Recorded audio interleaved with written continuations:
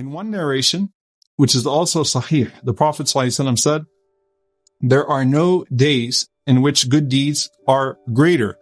أعظم عند الله ولا أحب إليه. There is no days in which good deeds are greater or more beloved to Allah subhanahu wa ta'ala من هذه الأيام العشر, from these 10 days of Dhul Hijjah. So the Prophet ﷺ says, فأكثروا فيهن من التحليل والتكبير والتحميد. So increase within these 10 days of takbir and tahmid, or tahleel and takbir and tahmid. Now the Prophet ﷺ here is stressing quantity. Of course, quality is important, but the Prophet ﷺ here is stressing quantity in the sense of keep yourself engaged with these forms of dhikr. You can't do that if you're engaged too much with other people. And so take the advice of Ibn Abbas radiallahu ta'ala anhuma and carve out some personal time for yourself. And even if you're around people, lots of dhikr and the azkar that are familiar to us. When you're walking between places, when we talk about the last 10 nights of Ramadan, we always tell people that even when you're getting up to go get your suhoor or to do something else, keep yourself in a state of dhikr. When I have my Hajj in Arafah, I always tell them, look, the lines are long for the bathrooms in Arafah, okay?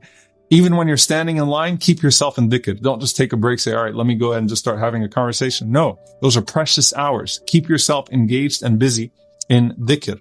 And subhanAllah, what we find is an authentic hadith that Ibn Umar radiallahu ta'ala anhuma and Abu Hurairah radiallahu ta'ala anhu, that they used to go through the marketplace throughout the first 10 days of Dhul Hijjah. This is a lost sunnah.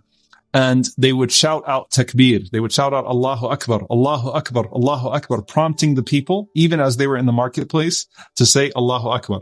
Please don't walk into a shopping mall and start shouting Allahu Akbar. This is a sunnah that we take the best from, inshallah ta'ala, for ourselves to remind the Muslims, remind the believers throughout these 10 days. So when you're about to get into an argument with your spouse or you're in your home, remind them Allahu Akbar, Allahu Akbar, Allahu Akbar. These are days of takbir. These are days of tahleel. These are days of tahmeed. These are days of praising Allah subhanahu wa ta'ala, not just the day of Eid, but throughout the first 10 days, the Sahaba would prompt one another and remind one another. If you want to make this a time, if you are with your family, bidnillahi ta'ala, or even with friends, whoever it may be due to COVID, but reminding people, inshallah ta'ala, hey, let's do this, inshallah ta'ala. Let's prompt one another to remember Allah subhanahu wa ta'ala. And imagine, I always like to cast this time on Hajj because, it's just the easiest way, again, to take the physical dimensions of Hajj and to think about the spiritual dimensions of the Hijjah, since they're so connected.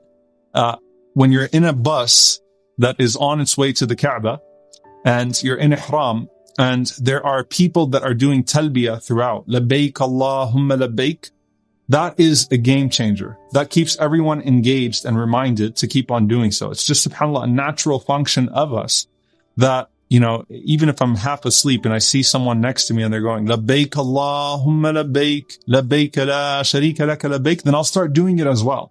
Because that's how we are as human beings. And so the Sahaba were prompting one another with dhikr within these first 10 days. And subhanAllah, we find that this was the gift that Ibrahim alayhi salam taught our Prophet sallallahu alayhi wasallam for our ummah. When Rasulullah sallallahu alayhi wasallam met Ibrahim alayhi salam, since we're commemorating both of them, alayhim as-salatu was-salam, in these days, when Muhammad sallallahu alayhi wasallam met Ibrahim alayhi salam, and Ibrahim alayhi salam said to him, Ya Muhammad sallallahu alayhi wasallam, give my salam to your ummah. Ibrahim alayhi salam sent salam to us. Wa alayka salam, Ya Nabi Allah. He sent salam to us. And he said, and tell them that Jannah has this vast plain and pure soil and sweet water. So Jannah is a beautiful, plain, leveled land. Its soil is pure. Its water is sweet. And you grow plants in that soil by saying what? Subhanallah, Alhamdulillah, La ilaha illallah, Allahu Akbar.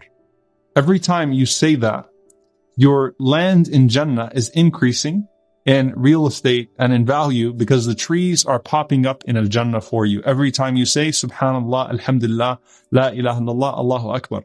That's in normal times. What about then in the best 10 days of the year where they are days of barakah, days where deeds are multiplied? So keep yourself busy. Subhanallah, alhamdulillah, la ilaha illallah, Allahu Akbar. Subhanallah, alhamdulillah, la ilaha illallah, Allahu Akbar.